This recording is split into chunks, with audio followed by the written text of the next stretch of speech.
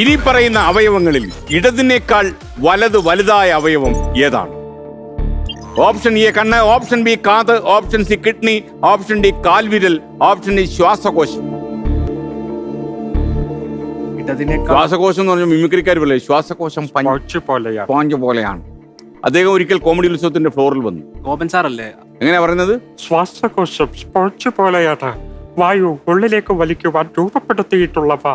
ചിലർ ലങ്സിനെ സിഗരറ്റ് വലിക്കാനായി ഉപയോഗിക്കുന്നു. അത് തിക്കളെ വലിയൊരു രോഗിയാക്കാം. വലിയ രോഗി. അതാണ് അദ്ദേഹത്തിന്റെ സ്റ്റൈൽ. ഓക്കെ, അദ്ദേഹം മരിച്ചുപോയി. വലിയൊരു നഷ്ടമായി പോയി. പിന്നെ അദ്ദേഹത്തിന് അതൊരു ബ്രാൻഡായിരുന്നു ആ ശബ്ദം. അപ്പോ നമുക്ക് ഉത്തരത്തിലേക്ക് വന്നാൽ, ഇടതു ഭാഗത്തുള്ളതിനേക്കാൾ വലതു ഭാഗത്ത് വലുതായ അവയവം ഏതാണ്?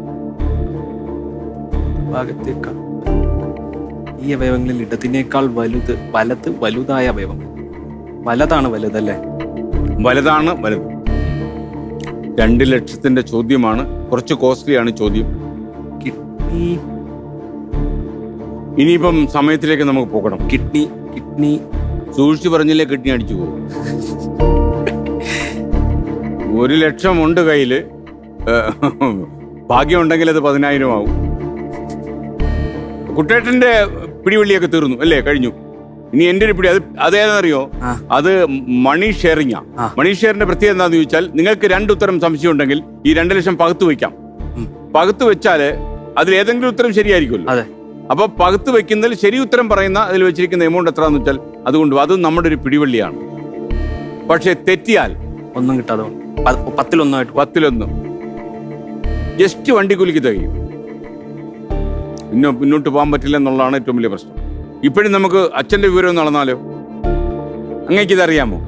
പൂർണ്ണമായിട്ട് അറിയത്തില്ല, പക്ഷെ എനിക്കൊരു ഉത്തരം ഉണ്ട്. പറയണ്ട, അങ്ങ് പറയരുത്. പറയത്തില്ല. പിന്നെ രാത്രി നമുക്ക് വീട്ടിൽ ചെല്ലുമ്പോൾ പറയാം. എനിക്ക് സംശയമുള്ളത് കിഡ്നി, ശ്വാസകോശം ഇവ രണ്ടുമാണ്. ഏതെങ്കിലും കൂട്ടാം നമുക്ക്. ഏതെങ്കിലും പൂട്ടിയേ പറ്റൂ. അതെ, അങ്ങനെ ഒരു അവസ്ഥയിൽ നമ്മൾ ചെന്ന് പെട്ടു. അല്ലെ മണി ഷെയർ എടുക്കാം. മണി ഷെയർ എടുത്താൽ മത്സരം അവസാനിക്കും. അതാണ് പ്രശ്നം. മണി ഷെയർ ഇപ്പം കിഡ്നിയും ശ്വാസകോശം കൂടാണ് മണി ഷെയറിലേക്ക് പോകുന്നത്. അതെ, കൂട്ടുവാണല്ലോ. കുഞ്ഞിരാമ, നോട്ട് കെട്ടുകൾ കൊണ്ടുവരൂ.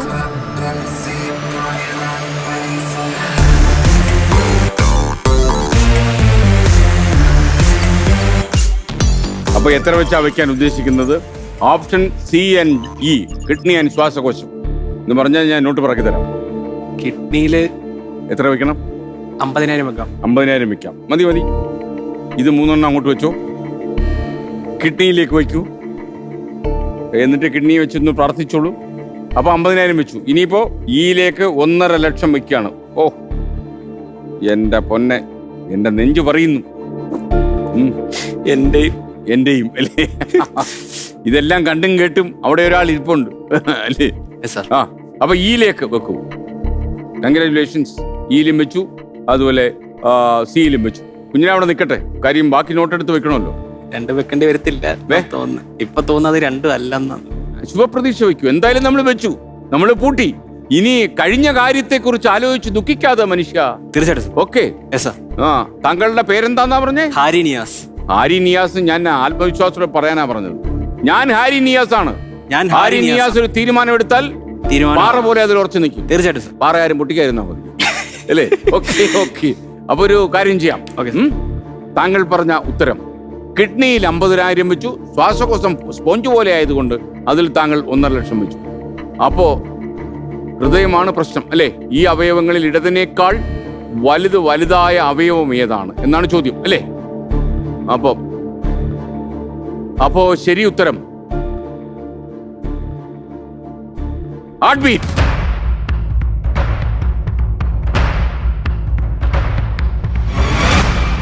അപകടങ്ങളെ നേരിടാൻ ഈ മകന് ധൈര്യം ഉണ്ടെന്ന് അറിയണമല്ലോ.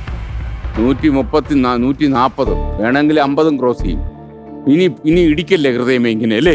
അപ്പൊ താങ്കൾ പറഞ്ഞ ഉത്തരം എന്റെ നേരെ എന്റെ മുഖത്ത് നോക്കിയാൽ എന്റെ കണ്ണുകളിൽ നിന്ന് വായിച്ചെടുക്കാൻ പറ്റുമോ? കിഡ്നിയാണോ ശ്വാസകോശമാണോ വായിച്ചെടുക്കാൻ പറ്റുന്നുണ്ടോ? പറ്റുന്നില്ല സാർ, അത് തീക്ഷ്ണമാണ്. എനിക്ക് മനസ്സിലാവുന്നില്ല. മാത്രമല്ല താങ്കൾ വേറെ കൂടി ആലോചിച്ച് എനിക്ക് മനസ്സിലാകുന്നു. എന്തൊരു മോന്തയായത്. അങ്ങനെ ഒരു വികാരവും ഇല്ലാത്തൊരു മോന്തയായി ഇങ്ങനെ മാറിയല്ലോ എന്ന് താങ്കൾ ആലോചിച്ചെടുക്കുന്നത് എനിക്ക് മനസ്സിലാകുന്നു. താങ്കൾ പറഞ്ഞ ചോദ്യത്തിന്റെ ഉത്തരം, അതായത് ഇതിലെ ശരി ഉത്തരം ഓപ്ഷൻ ഇ ആണ്, ശ്വാസകോശം. Thank you sir.